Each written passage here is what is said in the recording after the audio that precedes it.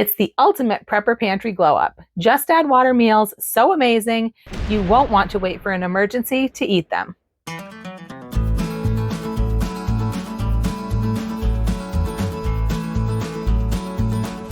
Hey guys, it's Jara with Wicked Prepared. Welcome to the channel. Today I've got 2 new meal in a jar recipes that are going to knock your socks off. It never ceases to amaze me that we can get meals like these out of a simple mason jar or 2. These just add water meals are perfect for emergencies or long-term food storage, but they're also a game changer for everyday convenience. They're homemade from scratch, so you get to control every ingredient. You can tailor each meal to your family's tastes and dietary needs.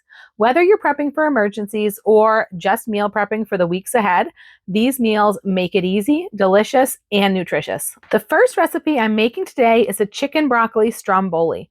This is such a delicious dish. It's definitely become a new favorite. This might sound strange, but I took a little of my inspiration for this dish from Sbarro.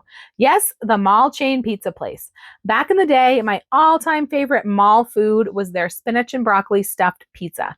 I'm not sure if that's exactly what it was called, but who remembers that pizza?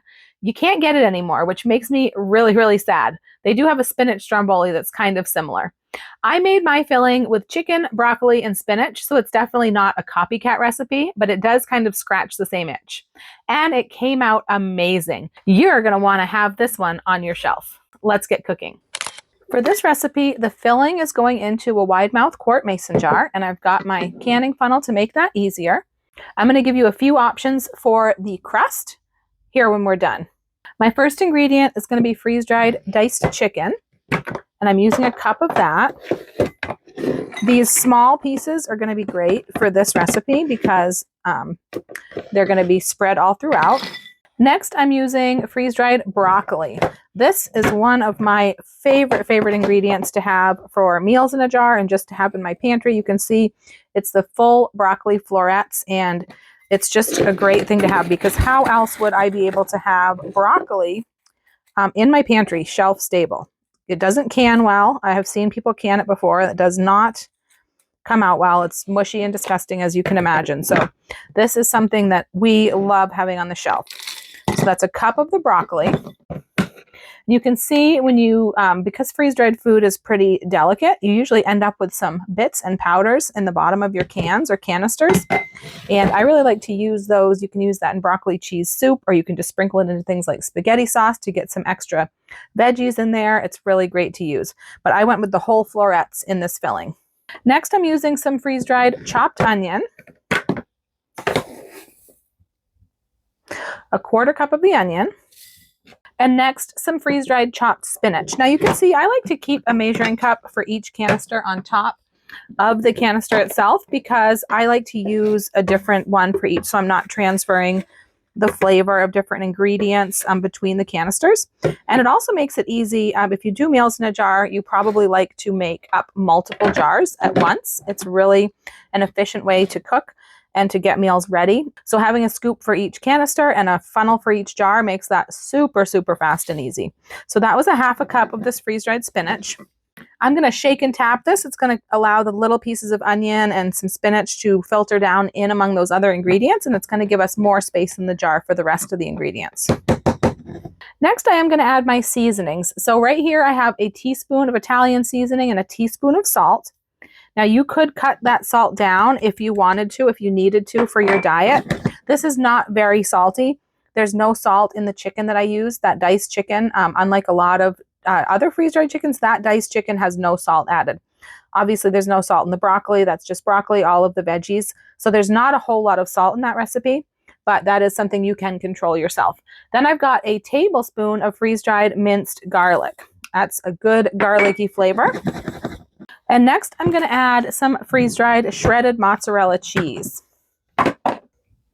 So I've got a cup of the mozzarella cheese. I'm going to get this compacted down as well as I can because I have a few more ingredients that are going to go here in the top of the jar. So what's in the jar are all the ingredients for the filling, but there's a couple other things that are going to go with this recipe. So I'm going to be using some tomato sauce powder. Now this is not tomato powder, it's tomato sauce powder. So it's like the difference between using a can of tomato sauce or tomato paste that's just tomato and using a can of spaghetti sauce that's been seasoned and made into something else. So this is like spaghetti sauce powder, basically. And this is going to be used for dipping or pouring over top, however you want to do it. But it is going to be kept separate. So I use these fold top sandwich bags. I like to use these because they are less bulky because they don't have the stiff zipper. And if I just loosely twist them up and put them in here, then the oxygen absorber that I use for my meal can also react with the oxygen that's left inside this baggie. So that's why I like to do that.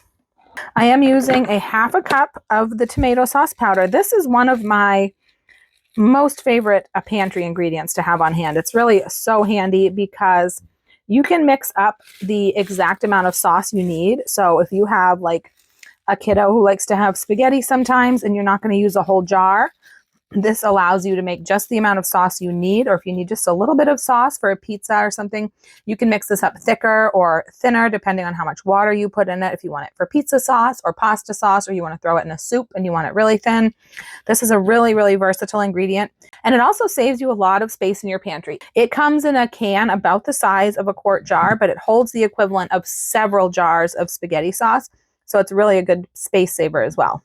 The final ingredient for the jar is going to be a little bit of scrambled egg powder, and that's just going to be for an egg wash for the top of the stromboli. So if you don't have this and you don't want to use it, I think it would probably be just fine without an egg wash. But I'm going to use one of these baggies again, same kind of baggie, and I am just using a tablespoon of this scrambled egg mix. So this is going to be the equivalent of about half of an egg.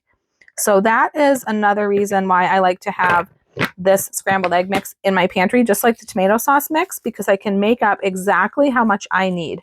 And I don't have to worry about having any left over or having any extra to go bad. So that's just half an egg's worth of this scrambled egg mix.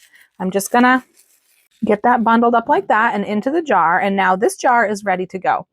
So if I was putting this away on the shelf, I would add an oxygen absorber into the top and then put the lid on it.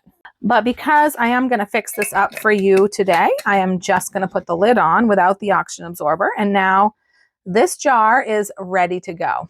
Of course, you always want to label your jars with the name of the dish and somehow have some instructions for cooking it. I do have printable recipe pages that you can print out and keep with your jar or keep in a binder. I'll have that link down below. Or you can make a bigger, like a larger label with a lot more detail, and you could add the water amounts and the cooking instructions right on the jar.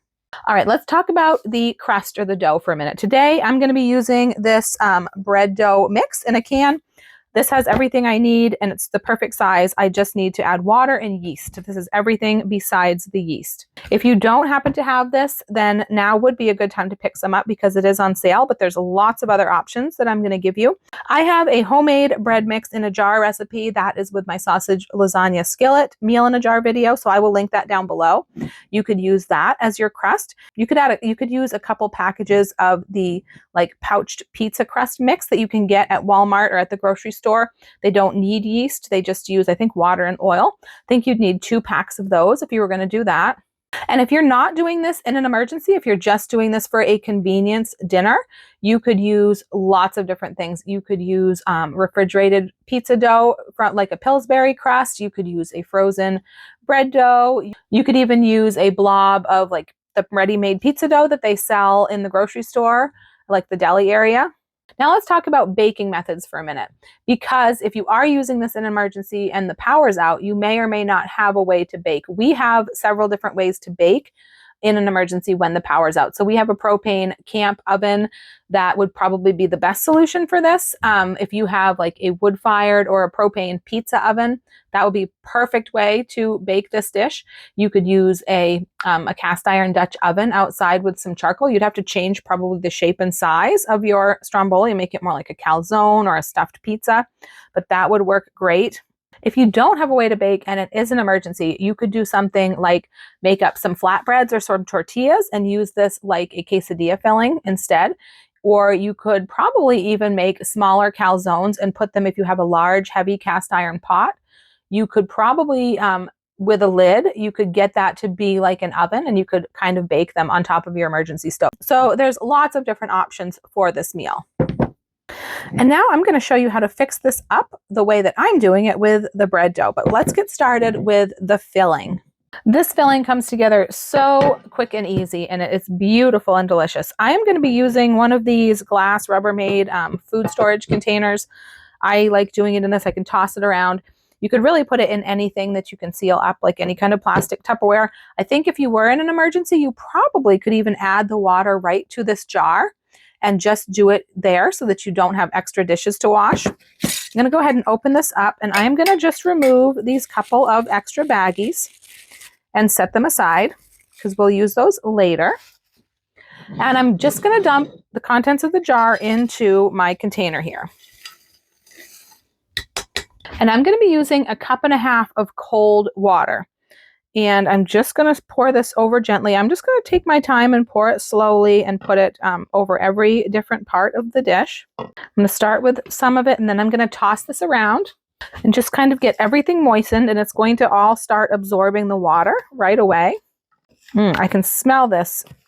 I smell the broccoli. I can smell the garlic. This smells delicious already. So now that I've given it a little bit of tossing, I'm going to go ahead and continue with the water. That's one reason that these diced chicken pieces are really great for this, because they will come back refresh and get tender really easily just soaking in the cold water. Some freeze-dried meats, you really need to use some heat, some hot water, or some heat on it to get them to fully come back to life and be tender. But this chicken works great. I have made chicken salad with this chicken salad in a jar and just put cold water in and just let it sit in the jar for a couple hours and then just add my mayo. And it's great. So this is the perfect chicken for this filling. Just going to go in with the rest of my water. Just trying to hit every little piece. It really doesn't probably make that much of a difference, but I do like to do it that way. This would be great. I think this would also be really nice if you had a little bit of red pepper flakes, if you like things spicy. And you could do this with vegetarian if you wanted. You could always leave out the chicken and maybe throw in some mushrooms or something, or increase the other veggies. And I think you probably might get away with a little bit less water if you don't have the chicken. Lots of different options with this. All right, so I am just going to go ahead and put the lid on this and let this set for a little while we prepare the crust and everything else. Now, it takes a few hours to do the crust because it has to rise and things like that. This is fine setting out at room temperature. I will leave this out at room temperature for several hours while it just does its thing and soaks. I will check on it every once in a while and kind of toss it around, just make sure that everything is absorbing the water. If for some reason you seem like you feel like you don't have enough water, because depending on how dry or humid it is where you live, things can vary a little bit. If you feel like you don't have enough water, then you can drizzle just a little bit at a time more over. You'll see that the chicken will absorb it, and you'll be able to break that chicken just like a cooked piece of chicken. So it won't be dry anymore in the middle. So that's easy to check on. But I found that 1.5 cups worked perfectly for me. If you are preparing this as a convenience meal, you could mix this filling up really quickly in the morning before you leave for the day, go to work or whatever, and then you could stick this in the fridge. You certainly can put it in the fridge, but it doesn't have to go in the fridge for the amount of time that we're using it right now. All right, let's get started on the crust. All right, so I'm going to get started now. I got this mixer quite a while ago. I was super excited about it, and I haven't even had a chance to try it. So I'm going to be doing this for the first time. So I did look at the directions a little bit, but hopefully this will work out well. So I've got my bread dough here, and it does have a pop top, so I'm going to be able to easily open it.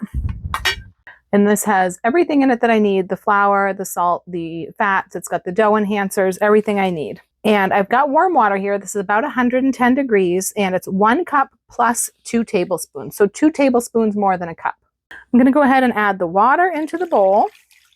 Then the only other thing besides water that I need to add for the bread is my yeast. So this is 2¼ teaspoons of yeast, or you could just use 1 packet. I buy mine in bulk, so I just measure it out. I'm going to go ahead and add the ring onto this mixer and get the motor going slow, and then I'm going to be adding the dough mix slowly in as it mixes. Don't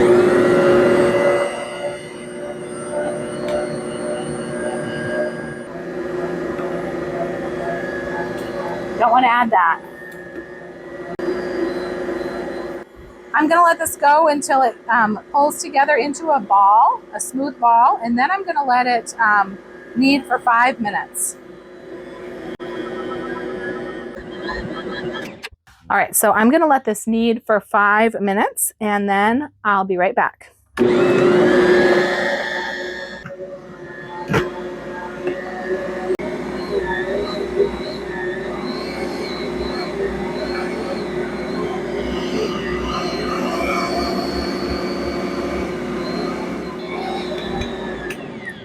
All right, so it's been 5 minutes.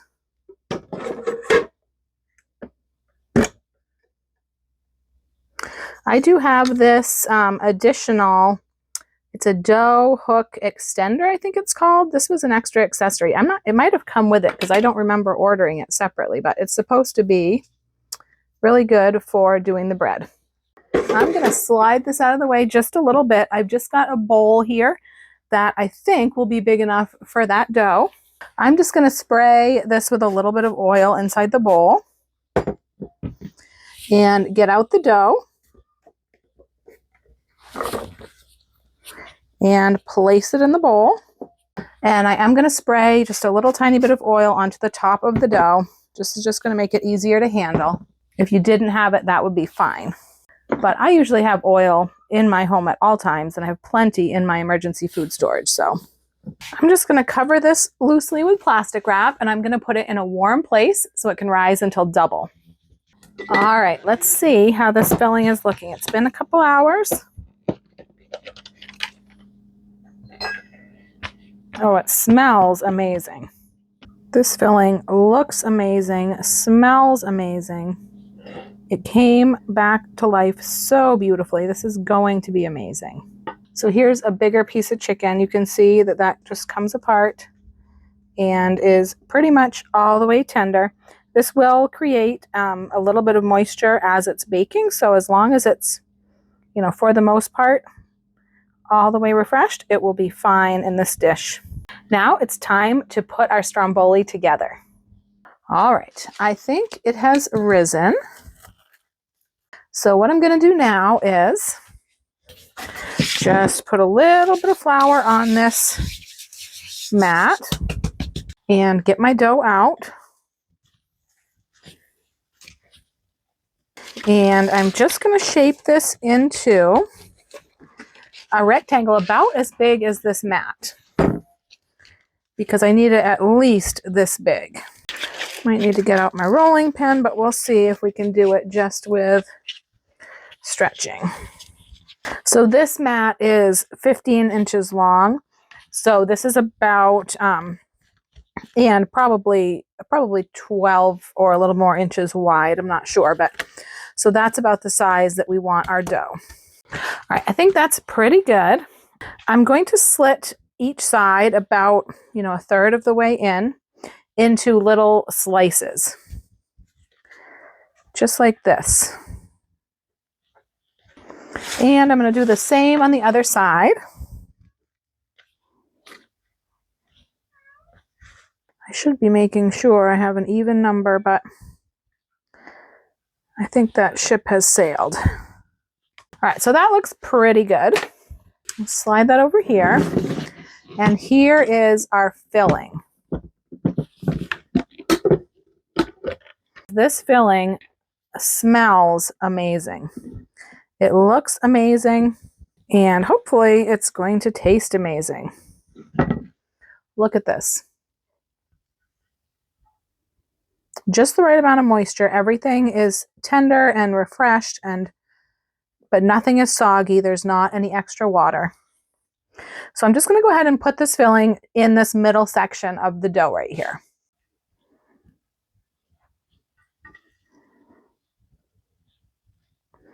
Try to keep it in the middle. All right, so we've got all the filling right there in the middle. Just going to try to make it a little bit more even, but that looks pretty good. So now I'm just going to start by overlapping my pieces here.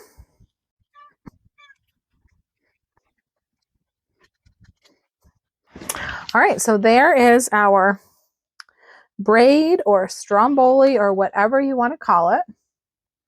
That is looking really good. I'm going to set this aside again to rise again just a little bit while I prepare the egg wash, and then we're going to bake it at 375. So I'm going to set my oven to 375 while I do this.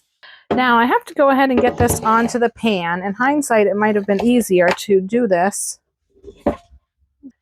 before I formed it, but this will be fine. We'll do it.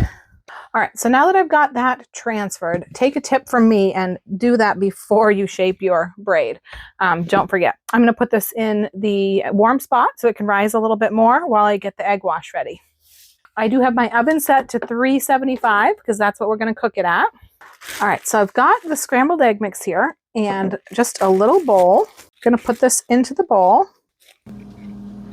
And I'm just going to add 1.5 tablespoons of water. Remember, this is 1 tablespoon of the scrambled egg mix, so this is going to give me the equivalent of half an egg. Just going to mix this up. All right, so here I've got a Stromboli, and I'm just going to give it a little bit of egg wash.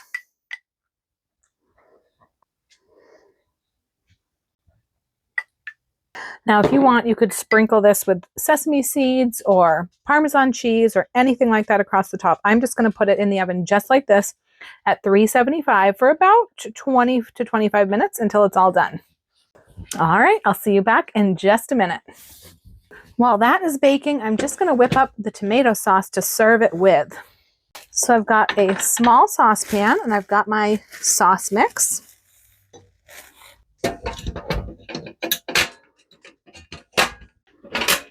And I'm going to add in 1.5 cups of water to my sauce mix. Give that a whisk and get the heat on.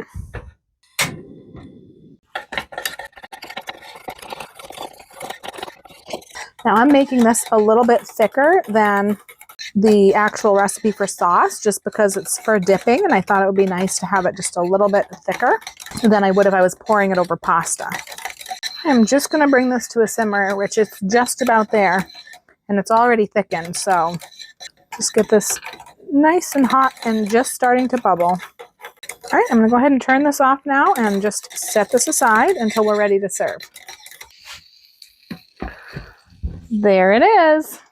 Now this is actually a huge amount of food, especially when you consider this came from basically 2 mason jars, the equivalent of 2 mason jars. I'm going to let this cool off a little bit because it is sizzling, and then we're going to serve it up.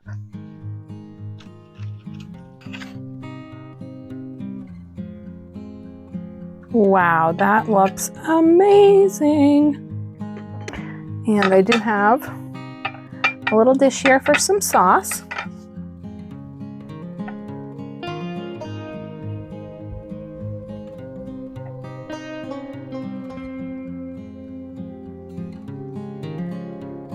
This is going to be a meal I turn to over and over. As an everyday meal, I can envision getting the filling going in the morning or even the night before, and then either using the dough cycle and the delay setting on my bread maker to have the dough ready to go when I get home, or just using a can of pizza dough or a couple tubes of crescent roll dough to whip it up when I get home in the evening. With the crescent rolls, you can even make it in a ring shape or a wreath shape, which my family loves. I featured this recipe this week because there are some amazing sales going on right now on some of these ingredients. Actually, almost all of these ingredients are on sale right now, including the mozzarella cheese for up to 40% off and the broccoli for up to 45% off. This is one of those sales that only happens a couple times a year, so I always make sure to stock up on some rock bottom prices and get my shelves stocked with some of these meals. I thought it couldn't get any better than prices up to 50% off, but I was shocked when I saw what else they were offering. Extra coupons to spend next month in May based on what we spend during the sale. Spending $150 unlocks a 15% off coupon, $300 in purchases unlocks a 20% off coupon, and $500 in purchases unlocks a 25% off coupon. Considering we can always get at least 15% off every price just by using automatic delivery, that means we can stack those coupons next month with the discounts we can already get, so for some really amazing savings. So this month, I'm focusing on stocking up on the things that are marked down now. And then next month, I'm going to use my coupon to stock up on everything else. For the best freeze-dried food out there with a 25-year shelf life, you really can never have too much. Another item I picked up this week was freeze-dried strawberries because they are 50% off, which is an incredible price. We use a ton of freeze-dried strawberries in our family. We love them for snacks. We put them in our cereal, our oatmeal, our yogurt, and I also like to use them in desserts. Freeze-dried pineapple is also on sale, so I took inspiration from that combination for my dessert. The dessert I'm making uses the delicious combination of strawberries and pineapple in an upside down cake that will be the perfect dessert for spring and summertime, but equally delicious any time of the year. This recipe is going to be done in 2 jars, so 2 of these wide mouth quart jars. One will be the cake and one will be the upside down topping, and this is going to be that upside down topping. I'm starting with 2 tablespoons of white sugar. This is 1/8 of a cup, which is the same as 2 tablespoons. And next I'm using 2 tablespoons of granulated brown sugar. So this is brown sugar that doesn't have the moisture that white sugar does. You can see that it's pourable. Sometimes it's also called pourable brown sugar. And then I'm adding 2 tablespoons of strawberry jello powder. So this is regular jello, not sugar-free. If you use sugar-free, the measurements would be different because the artificial sweetener takes up so much less volume than the sugar. So I mean, this is a cake, it's a dessert, it's going to have a lot of sugar, so you probably wouldn't want to bother with a sugar-free jello, but if you did want to use the sugar-free for some reason, this is about a little less than 1/3 of the pack of the regular jello, so you probably could measure out the powder in a sugar-free packet and use about 1/3 of the powder. So this is 2 tablespoons of regular strawberry jello powder. And next I'm using freeze-dried pineapple. These are pineapple chunks or dices. I'm going to be using 1.5 cups. So here's 1.5 cups. And I'm going to use the same amount of freeze-dried sliced strawberries. There's 1.5 cups.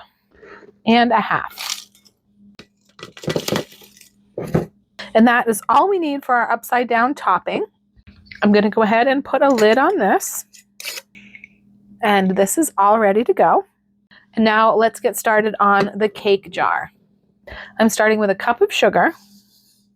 Next, I'm going to add my flour, and I'm just going to show you how I am going to measure my flour, because if you scoop your flour with the scoop, it can compress it and it can make you have a little bit more flour than you actually intended to have. So if you lightly spoon it into the cup and then level it off, that is the best way to measure the flour if you're doing it like this. It's actually best to weigh the flour to get the most accurate amount, but for something like this, I'm not going to bother to weigh it. I am just going to lightly spoon it into my scoop and then level it off.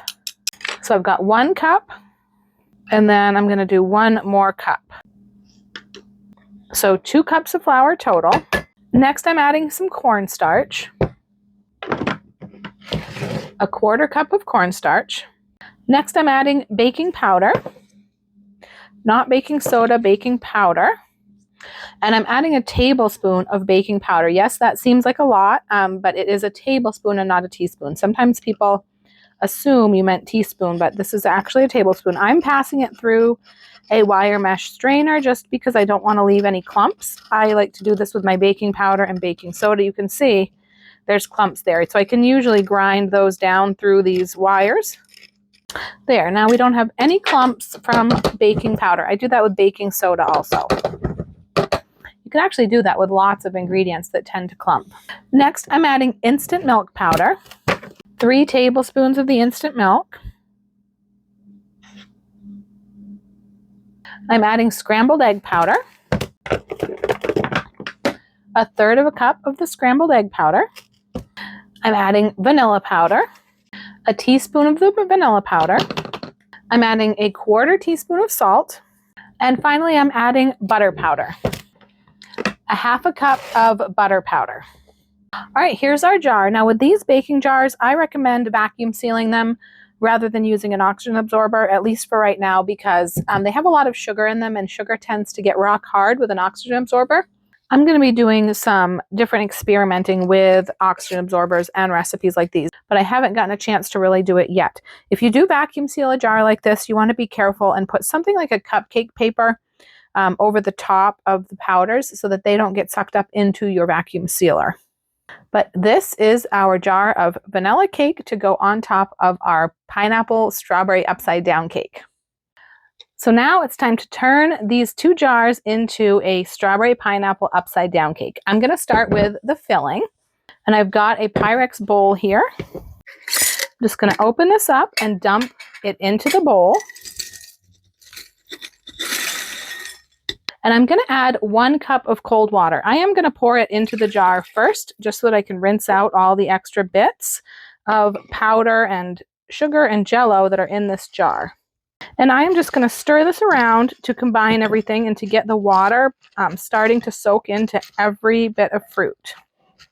So this is going to sit for about half an hour so that this fruit can absorb the water and soften the fruit and get rid of a lot of the excess water. So I'm just going to go ahead and press this down as best I can. And I will toss this and stir this a few times throughout the process just to keep all of the fruit getting evenly distributed into the water. I'm going to set this aside. I'm not going to start the cake portion yet because that mixes up really, really quickly. So I want to give this time. So I'm going to turn my oven on to 325 degrees.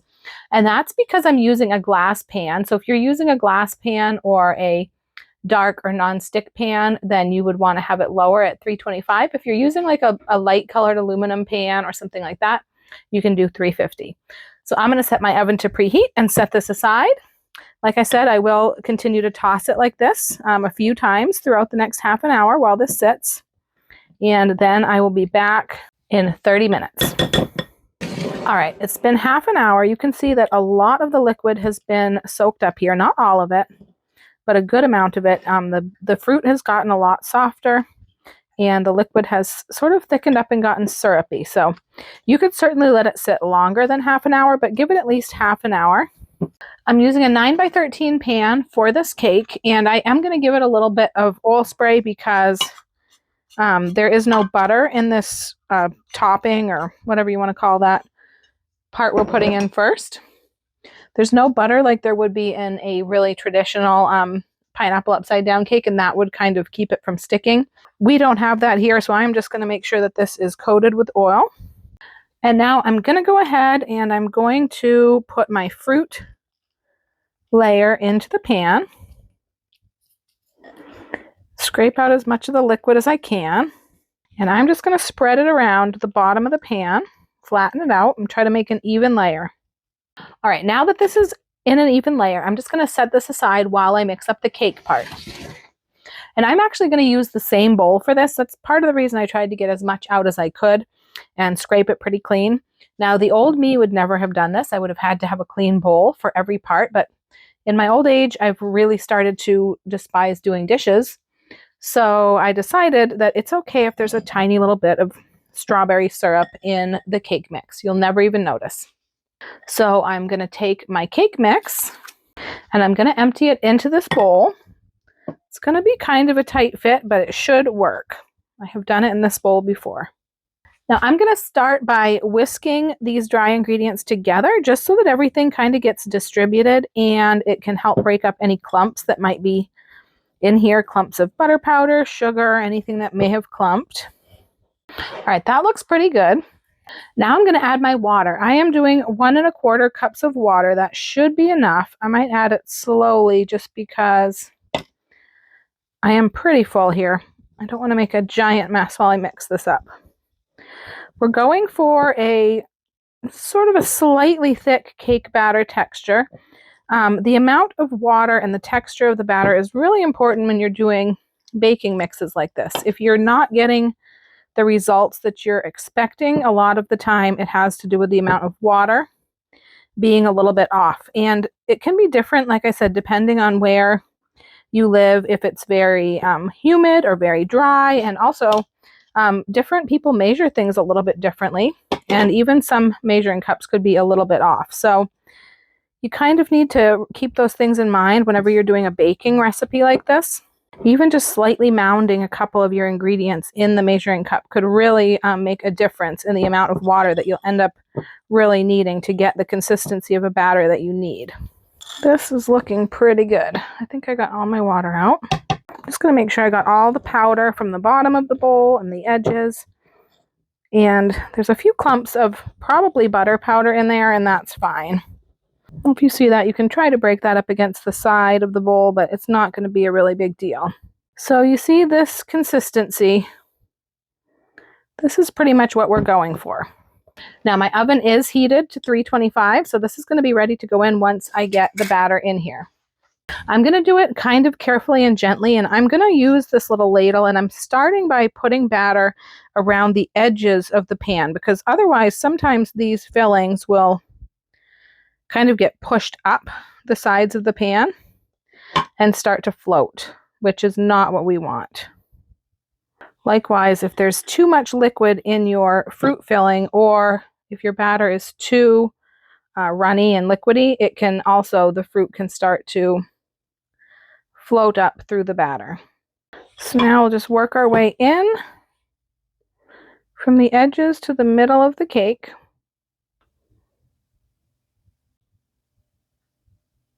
All right, now once again, I am using the same spatula that I used to scrape the fruit filling out, so it's okay if a little bit of this pink syrup gets into our batter. All right, it's ready to go in the oven. Like I mentioned, I have it set at 325 because I'm using a glass pan. I actually would have rather used a metal pan, but I couldn't find one to use right now. So I'm using this glass one, so it's 325. Darker nonstick pan, you'd also want 325. Otherwise, you can use 350. And this is probably going to bake about 35 minutes at that temperature. It might go a little faster if you have it at 350, but I'm going to check it probably at 30 minutes just to make sure, and then we'll go from there. All right, so this is done. Just test it with whatever you typically test your cake with. This ended up being in there for 40 minutes for me. I wanted to make sure that it was done all the way through.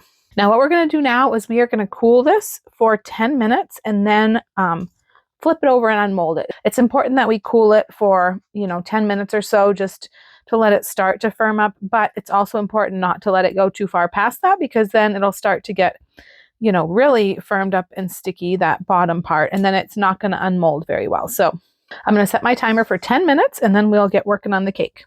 Okay, 10 minutes is up, so I'm going to try to get this out in one piece, hopefully. Use some kind of a cake releaser to release around the edges as best you can, and then we're just going to hope for the best. So sometimes I will unmold a cake like this right into my 9x13 cake carrier that has a lid, because that way I've got something I can store it inside of. But I'm going to use a baking sheet today just so that the cake will be a little bit easier to see. All right, let's see how we did.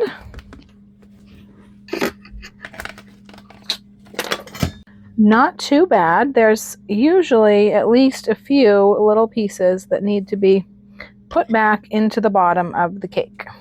But other than that, it's looking pretty good. The one thing I don't love about the cake pan that I used is that the edges are kind of not very pretty, and they're kind of just, I don't know.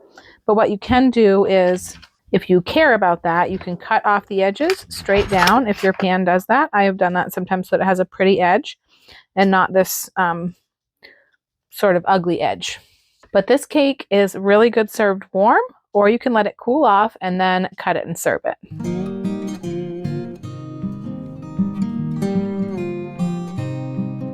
Like with any recipe, I always recommend trying all of my meal in a jar recipes once first. Make up the jar and prepare the meal to make sure that your family likes it, because everyone's tastes are different. This also allows you to make any tweaks that you need to suit your tastes.